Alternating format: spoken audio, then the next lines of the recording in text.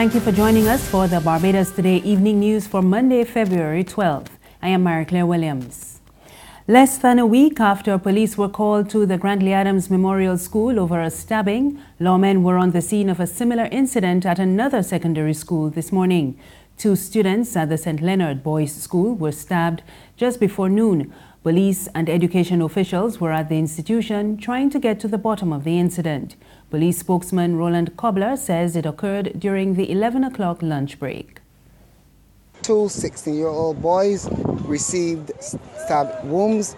The 16-year-old boy received multiple stab wounds to the body, whereas the other one, he received a stab wound to his jaw. Our preliminary investigations revealed that 2 of the boys became involved in an altercation with a 15-year-old boy, and as a result of the altercation, the 2 boys who were injured received stab wounds with a knife and broken glass from one of the windows here at the school compound. Our investigations are continuing. This perennial problem with school violence which exists today, many persons are asking what is the factor contributing to school violence. I would say there's no single factor. It's a multiplicity of factors which is contributing to this level of violence by our adolescents, and it will require a multi-dimensional approach which will involve not only the criminal justice system, of course the school, parents, governmental and non-governmental agencies to really bring intervention appropriate to address some of these concerns. 2 parents told reporters that they were at work when they were alerted that something was wrong at their son's school. I got the call while at work. My phone have been going. The different extensions at work were ringing and was told that they were stabbing at my son's school. I then get a ride down to the location, and when I got here, I'm told that the children are on lockdown. And while questioning, I'm told that my son level, class level, which is the form level 1, they are okay. I am still awaiting to hear what really happened. While I was at work, I just heard that there was a child that got stabbed here at the school.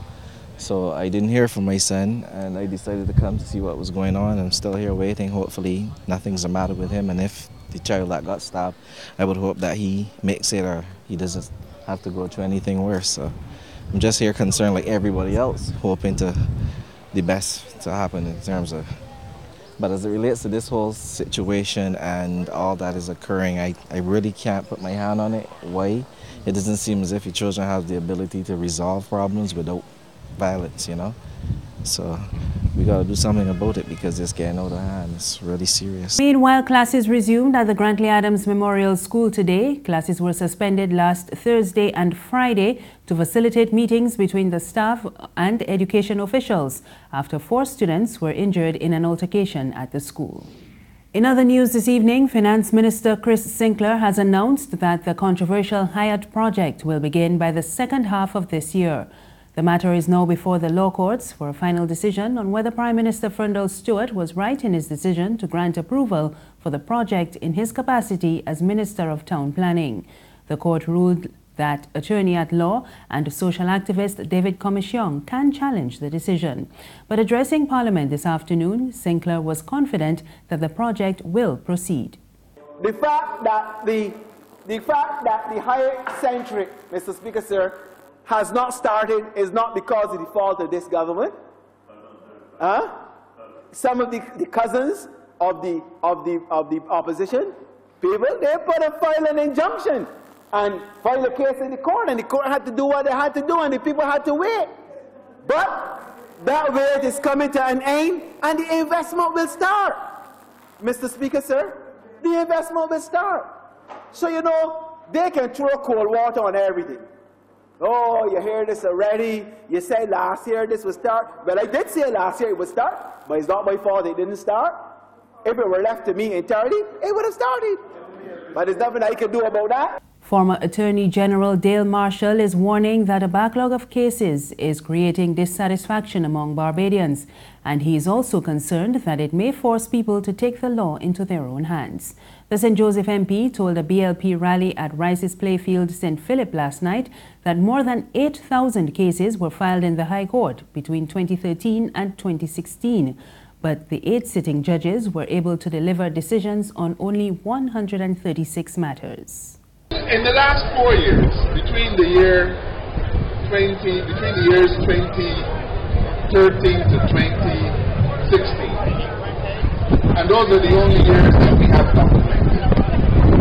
In those years, a total of 8,122 High Court cases were filed. In those same years, the High Court judges of Barbados, all 8 of them, delivered 136 written decisions.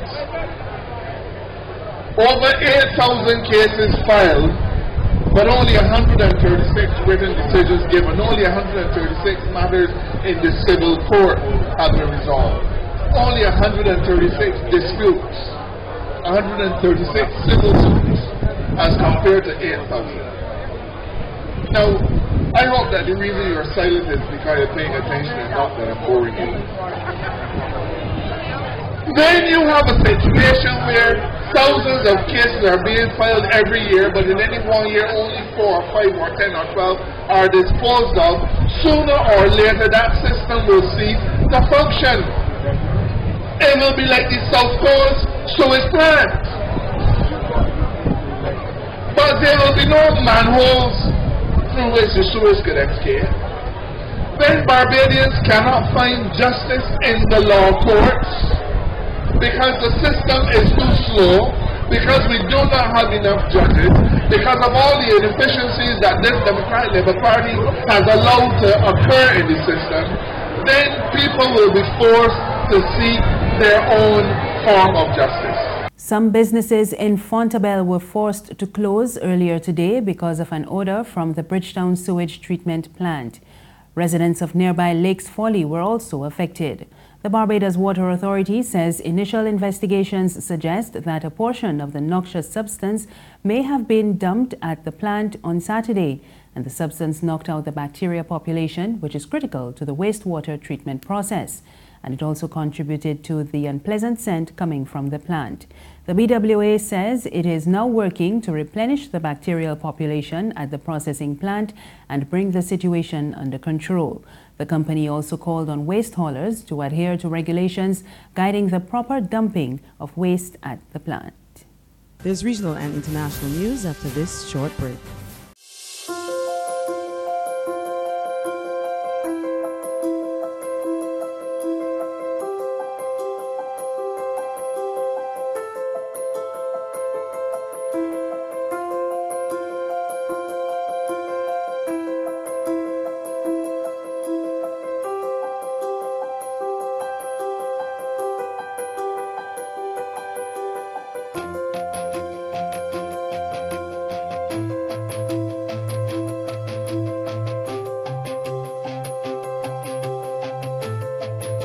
Barbados Today, news you can trust.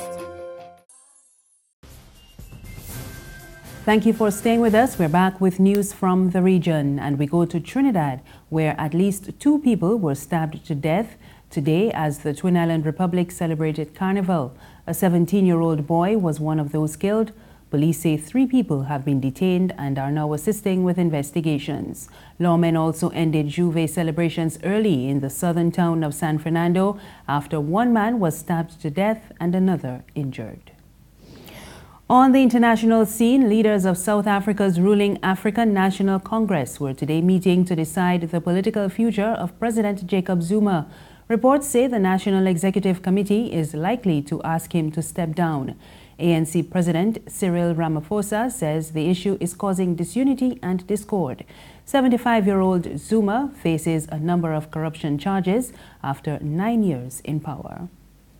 That's news this evening. Remember, you can get more on our website, www.barbadostoday.bb. You can also subscribe to our e-paper, email updates, and like us on Facebook. We're on Izumi Media in bus terminals and on Screenplay at supermarkets and gas stations near you. You can also find us on Mix 96.9 FM. I am Marie Claire Williams. Good evening.